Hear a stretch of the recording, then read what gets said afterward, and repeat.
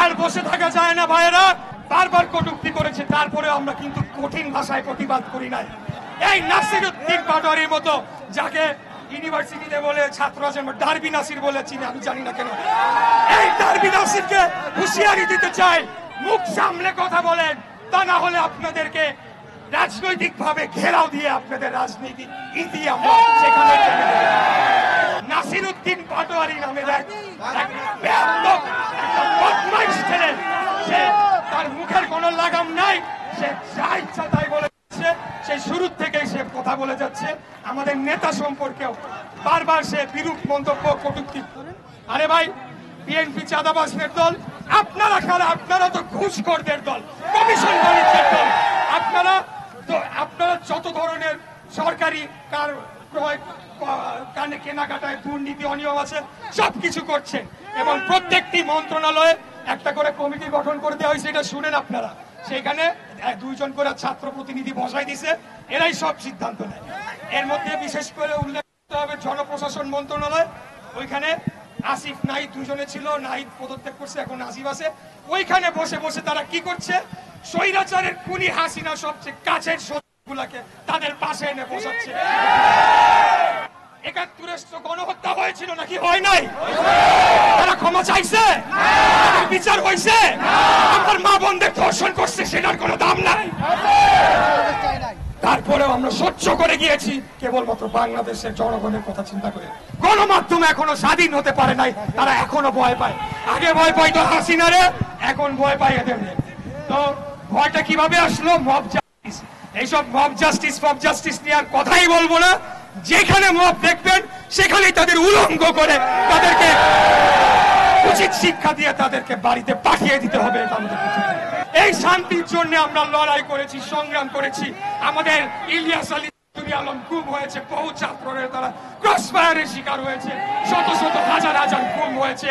এবং আমরা এই গত 24-এর গণঅভ্যুত্থানে আমাদের 140-এর উপরে শুধুমাত্র ছাত্র দলের ভাইয়েরা জীবন দিয়েছে।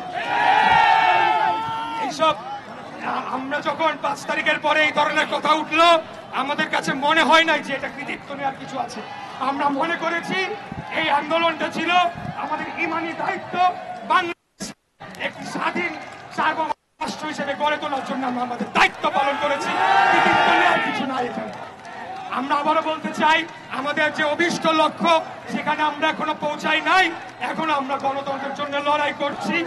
আপনারা মিষ্টি কথায়, সুন্দর কথায় বলবেন না। আপনারা দেখছেন প্রতিনিয়ত নতুন নতুন ঘটনা তৈরি করা হচ্ছে, দেশকে অস্থিতিশীল করা হচ্ছে। মিটফোর্ডের ঘটনাটা একটা বিচ্ছিন্ন ঘটনা, একটা ব্যবসায়িক দ্বন্দ্ব, কিন্তু সাথে সাথে এই জামাতের নেতারা কি করলো, সরাসরি তাদের রাস্তার নেতা কর্মীদের লেলিয়ে দিল আমাদের নেতার ব্যাপারে কথা বলার জন্য।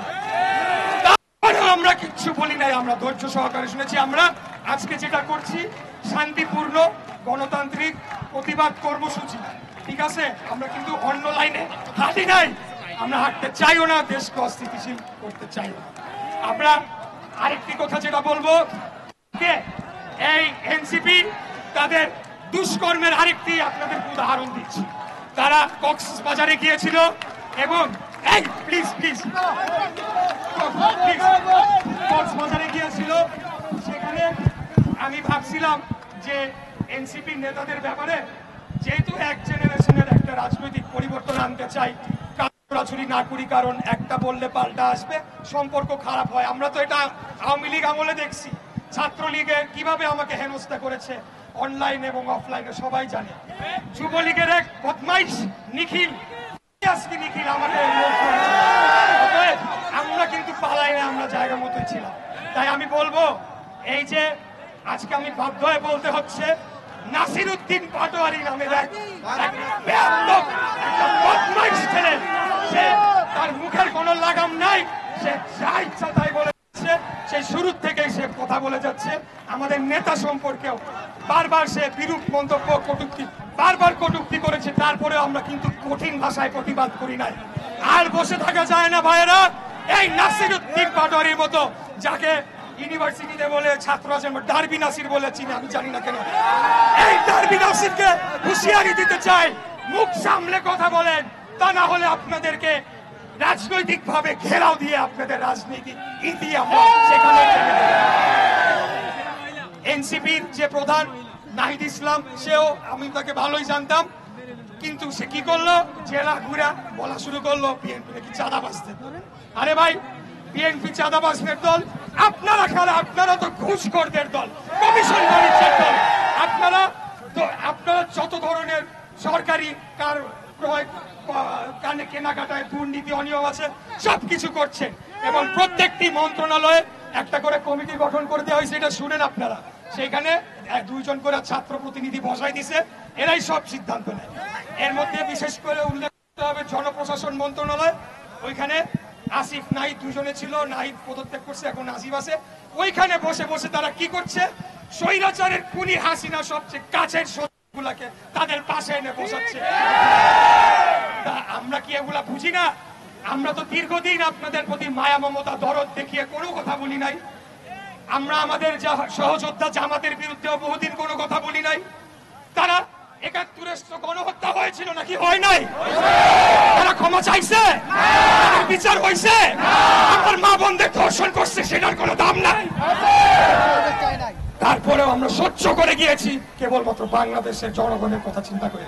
আমরা আর কথা বলতে চাই, আর শেষ কথা বলতে চাই, আমরা রাজপথে ছিলাম, রাজপথে আছি, কখনো আমরা বের হই না, আমরা প্রয়োজন মনে করি না। তো যখন আমাদের নেতা ডাক দিবে, তখন বাংলাদেশের রাজপথে 3 ধরনের থাকবে না।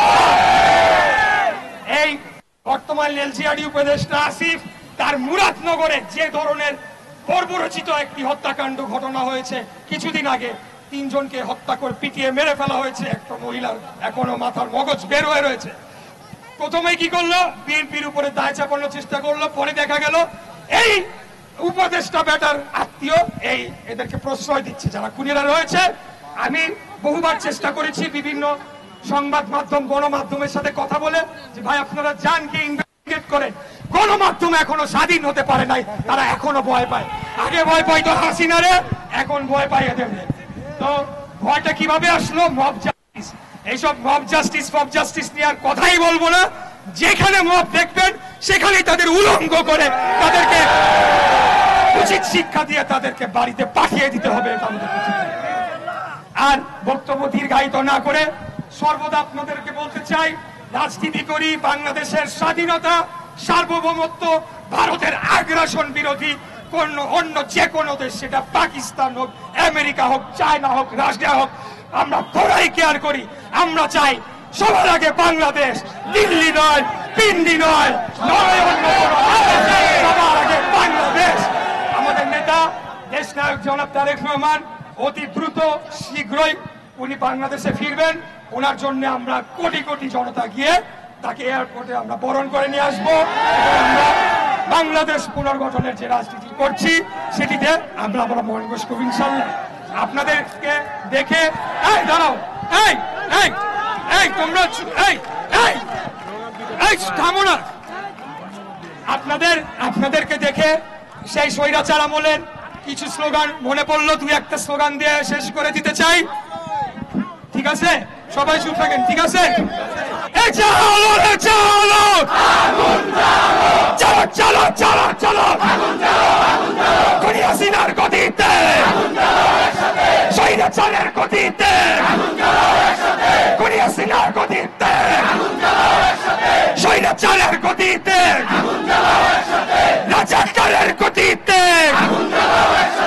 চলো আগুন একসাথে।